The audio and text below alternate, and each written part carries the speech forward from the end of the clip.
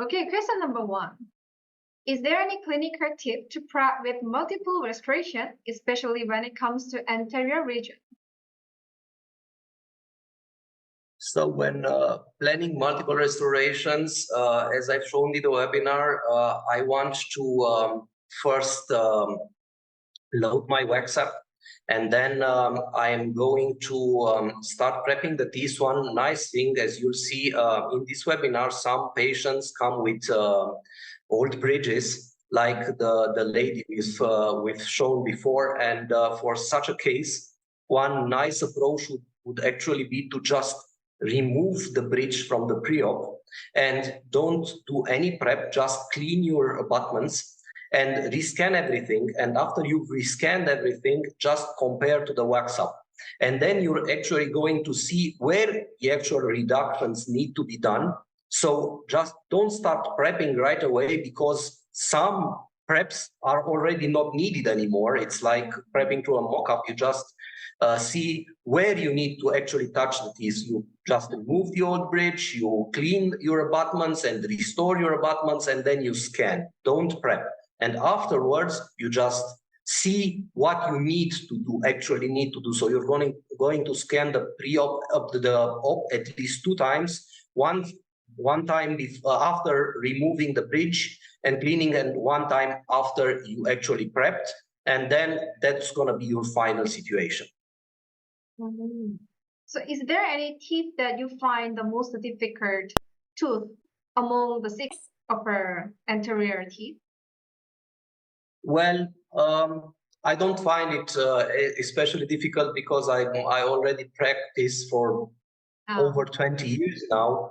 But I would keep in mind that these reductions need to be done mindfully. We need to keep as much enamel as possible. This is a thing that we should remember, because if we do the silicates, they're going to bond well together to enamel. So the reduction is not that hard to do, but it's hard to keep track of not removing too much important enamel tissue. That's the actual thing that you have to bear in mind. Okay. So question number 2. Is there any clinical tip to set occlusion when restoring upper 6 anterior teeth? So when restoring occlusion of these upper 6 teeth, first I would actually do a diagnosis before starting the work and before doing the wax up, to actually see if the occlusion that I'm already having in the patient is worth keeping or it's going to get modified. We are going to record the static and dynamic occlusion.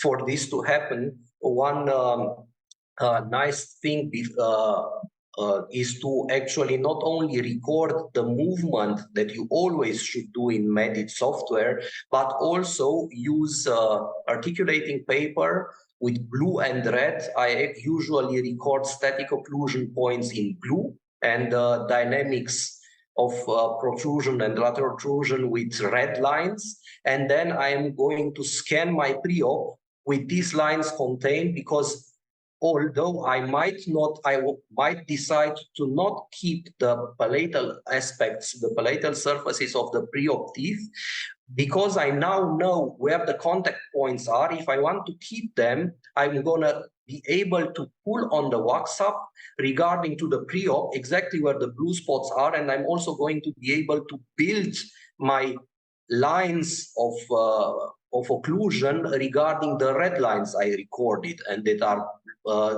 visibly there in the pre-op. Okay. Okay, question number 3. When it comes to anterior restorations, everyone is concerned about gingival recession. So how many millimeters below do you typically make a subgingival on the labial side? What about the lingual side? So if possible, I'm going to start with the lingual. On the lingual, I'm going to keep it super gingival, if possible. On the labial, what I tend to do is do juxtagingival preparation. So just near the gingiva, very close to the gingiva, then I put my retraction cords in. and I let the retraction cords actually dislodge the gingiva apically, and then I'm gonna re-prep to the new margin. So when I take the retraction cords out, I'm actually a little bit subgingival. This is one way of doing it. Maybe I can go subgingival even more, but in the end, I don't want to have more than 0.5 to 1 millimeter below gingiva. Actually, 0.5 I think is enough. Also, for me, retraction of the gingiva is actually more related to trauma. If you have to stabilize the gingiva, you have to reduce the trauma from the prep stage to actually inserting your retraction cords that are hemostatic and leaving them for too long amount of time there. This can cause retraction. Also, if you don't manage occlusion properly, this is going to always give retraction. So the subject is more ample than this, and you have to take into consideration not only how deep you prep, but what you actually do with the whole wax-up plan, how long the temps are going to be worn by the patient. If you have the polished the temps good enough, then the gingiva is already going to be stable there. Maybe you want to retake the impression after removing the temps after 2 or 4 weeks. So the subject is very complex here, and you have to plan accordingly. In the labial side, you make 0.5 millimeter below maximum, yes. And lingual side, yes. It was EQ gingival margin? EQ or even super gingival. Even or if possible. Yes. Okay, thank you. Okay, last question. It's question number 4. So, do you prefer splitting or splinting when restoring upper 6 anterior teeth? In case of splitting, how do you split them? So, if possible, I'm only going to do singular units. Every tooth has its crown. It's more aesthetic. It's better accepted by soft tissues. But if there are perio patients, if there are some teeth that have to be splinted, or maybe a missing tooth that the patient can't restore with an implant, then the situation changes and we might split them together. But if possible, I would go with individual restorations for every tooth, because it's much more beautiful and it's the way to go in my eyes. It means in 6 anterior teeth, you made all the tooth separately.